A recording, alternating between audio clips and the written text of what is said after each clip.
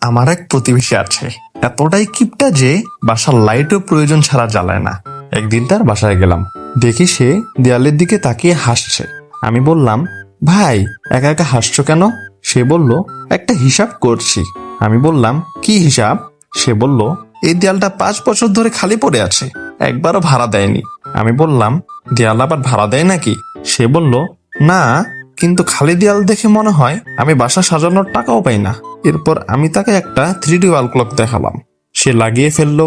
কয়েকদিন পর আবার গেলাম, দেখি লোকটার হাঁটা চলাও বদলে গেছে। আমি বললাম, কি ব্যাপার?